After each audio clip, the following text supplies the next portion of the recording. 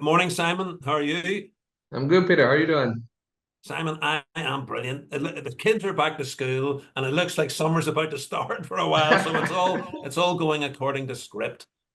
Always the way. Simon, thanks very much. Oh, it is. It is. It's been said for years, and then I think you've got to hand that down to people, don't you? And say the weather's always nice when the kids go back to school. But anyway, it's true. It looks like it's going to be true this year.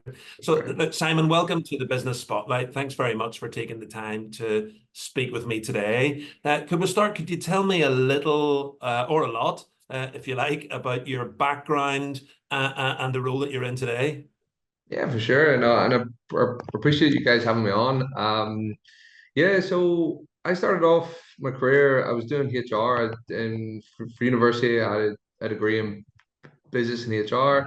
Um, so in 2010 or so, while I was in uni, I decided to travel to America. I went to coach basketball in the States, and it's always a laugh when you tell people that an Irish guy went to teach Americans how to play basketball. But that's how my journey started out. I was always advising people to go travel. I'm from a small town in South Armagh, so from being a small town known Andrew, I was like trying to get out there, trying to get to the Big Apple, and went over the States. I all stories of travel end up with a girl, so a girl or a guy, vice versa. And I got to meet a girl, and she was wonderful. So the two of us decided after a few years going back and forth from America to travel to Australia. So I lived over in Australia, and it'd be great to tell you that this big fancy job in Australia that really helped my career, but that wasn't the case. I was actually a paintball marshal over there, so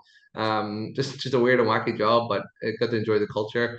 And then actually, my brother was in China, so I got the opportunity to go teach English in China. I was supposed to do that for a year, but I did it for about 3 to 4 months, and to be honest, with you, I couldn't take it. I had to get out of China. It wasn't right for me.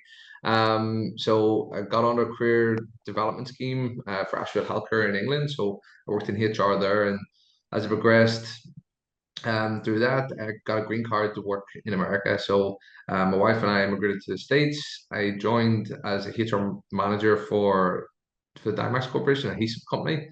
And a year and a half, 2 years into that, I got the opportunity to work in operations.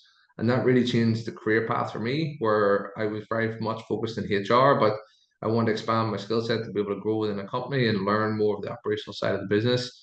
So I did that, and after 2 years in that, I got headhunted by Amazon, and I joined there for about a year during COVID in 2020, 2019, and that was hectic. It was fast paced. It was really good. There was a lot going on. We shipped out about 1 million units per day, so a lot of movement.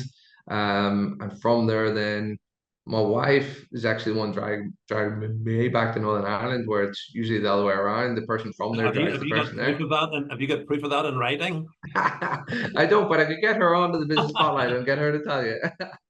And yeah, she was like, I think it's a better life for the kids. Kids just about to start school, and um, we decided to come back. So Northern Ireland's a great place to live, and joined her as I came back. I got to interview with Kukoon Rugs through a friend connection. It's actually in my hometown of Newry, and I got to meet Paul Valley, one of the owners.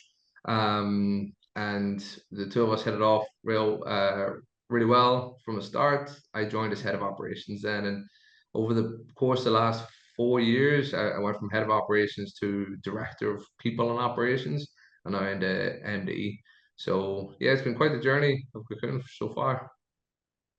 Well, congratulations on your promotion to MD. Tell us a little about Cocoon. Yeah, for sure. So started off as a brother and sister company in 2006. So it's actually the largest independent rug retailer in the UK and Ireland.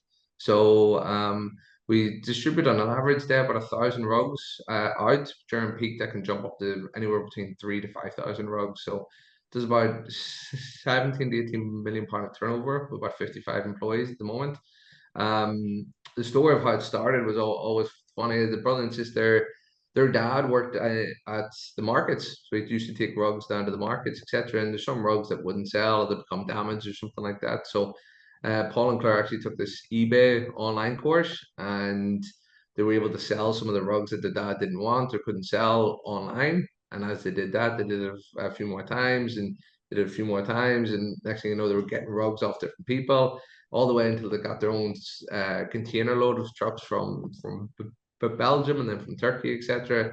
And the next thing you know, we bought this HQ in 2013, about a 40,000 square foot warehouse, and it scaled from there. So yeah, it's an interesting journey on how it started.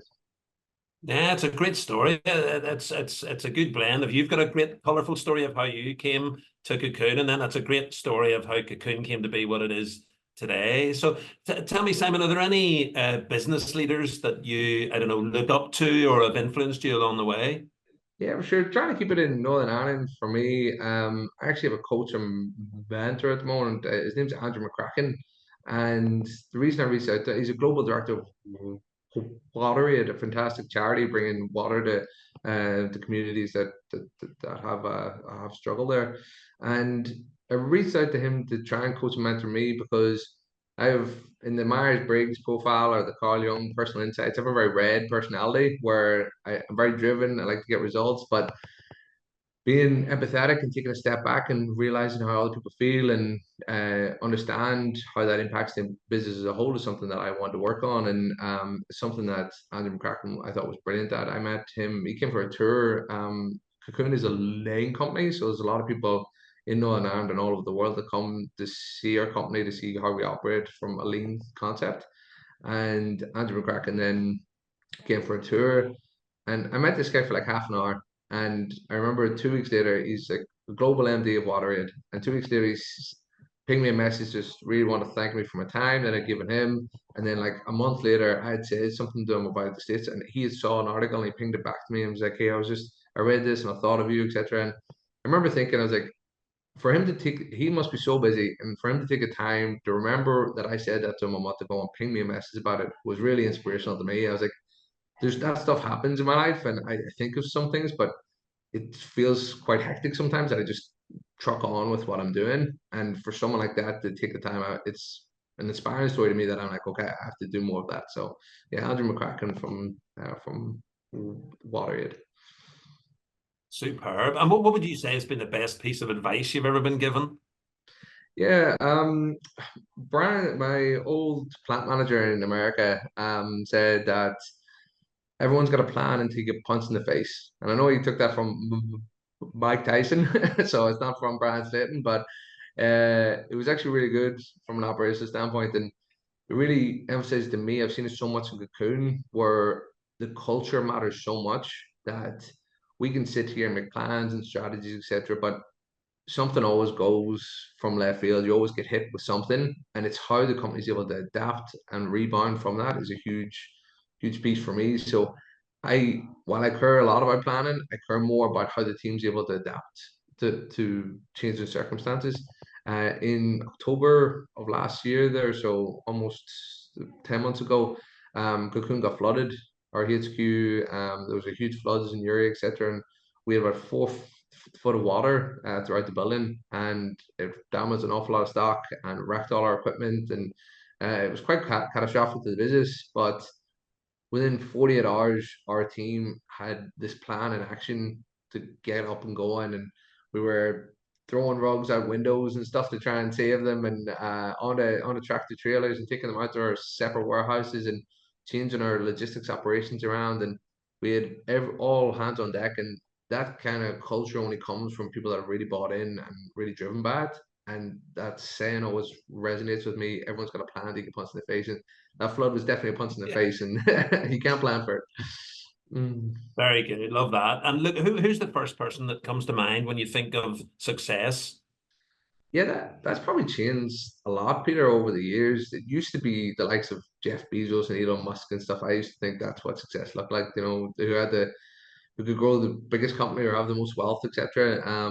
But ever since working for Amazon and working for all these other large companies, that's not what I view success as anymore.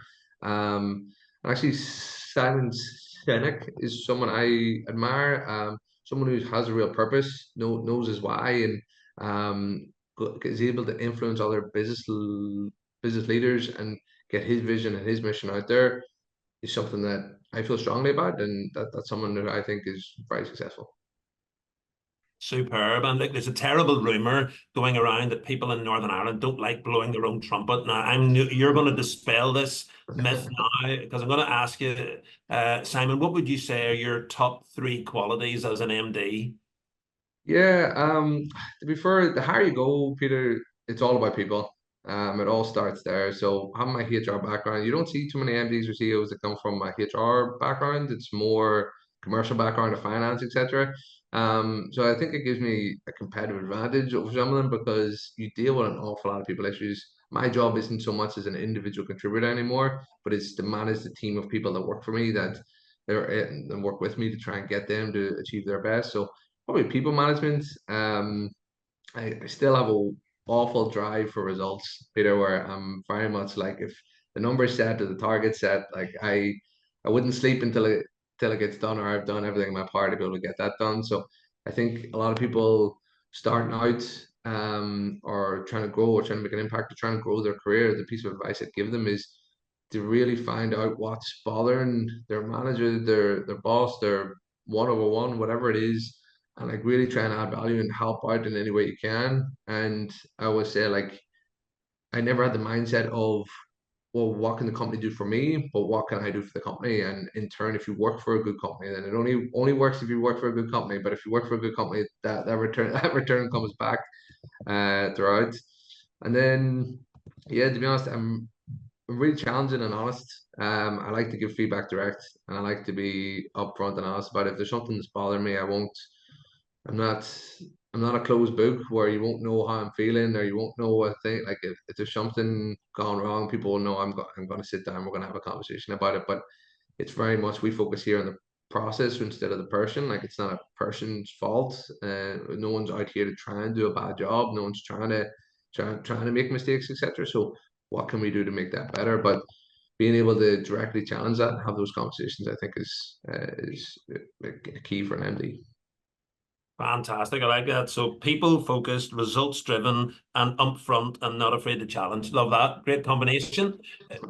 Who's the ideal customer for Cocoon?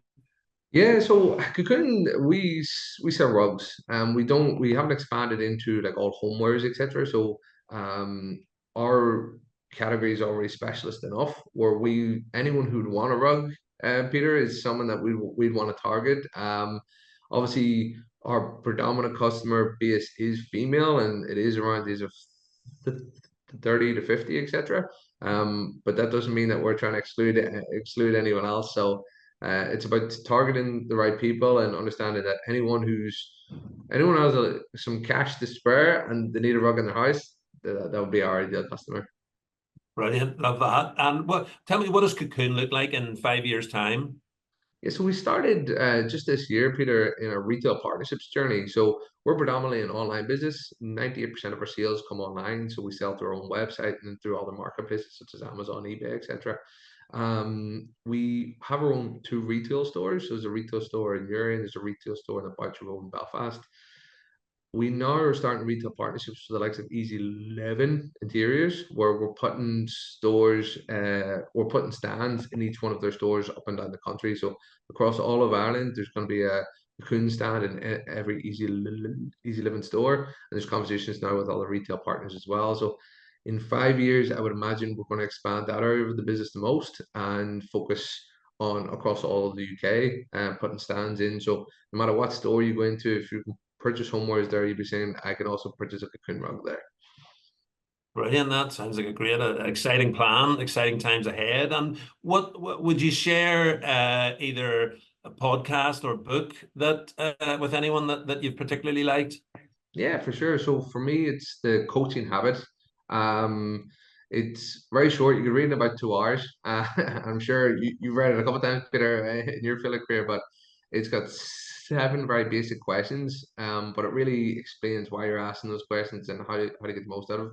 The reason it had such an impact on me is as a leader and like progressing through I felt that it was important that I got my point across and that I said what I had to say in the room. And if I felt the conversation was going the wrong way, I'd always interject, etc. And I've realized as I've grown my career and understood more about business, etc., is that it's important that I talk last, and it's important that I bring the best out of other people, or I'm just gonna have to always be there and always be the one that has the final say, etc.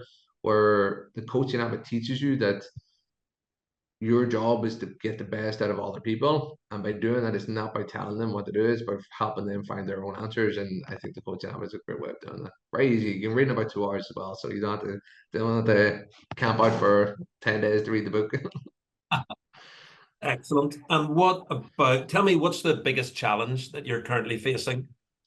Yeah, probably switching from a trade business to a brand business. Peter, we were from 2006, we were very much like volume in, volume out, get the revenue, get the trade margin pounds, etc., and like really trade the business. As competition grows and as other people, as AI really takes off and can help create these lessons online, and you see all these TikToks and all this stuff of people starting their own business and doing their own things. And as people are able to do that more and more and copy what people have already done, it makes it more challenging to stay in a trade focused business. So we switched to really understand the value. We want people to associate the value with Kukoon itself. So getting that brand piece out there is why we're doing these retail partnerships for the big brand piece as well. Um, but the challenge we face, Peter, is that the return on investment of brand it's always a tough one to justify. You always say like, right, we need to spend 250 grand on brand, and then you're like, okay, what's the return on investment? We're like, oh, we don't know. We hope it pays off in a couple of years, sort of stuff. And you're like, oof, that's a lot. That's a lot to sign off. So I think that transition from trade to brand is being tougher. Well, like we've just gone through that journey over the past couple of years, but we're really on the right track now. So yeah, I think every business that wants to have the value attached to it really needs to build on that brand, but yeah, starting out that journey and knowing that you're taking the right steps and you're spending the right amount of money is the challenging part there. And if someone likes what they've heard, Simon, and would like to look into more about what Cocoon offers or reach out to you even, what would be the best way for them to go about that? Yeah, for sure. So obviously we have our website, cocoon.com, but if anyone wanted to contact me personally or talk about career opportunities or anything else or coaching and mentoring, like the Simon at cocoon.com is probably the best way to get me. It's my email address. Fantastic. Well, look, Simon Ward from Cocoon, it's been an awesome chat. Thanks very much for sharing your story and telling me more about Cocoon. I wish you all the best in your continued role as MD and all the best for Cocoon for the rest of 2024 and beyond. So, Simon, thanks very much indeed. Really appreciate it. Thanks very much.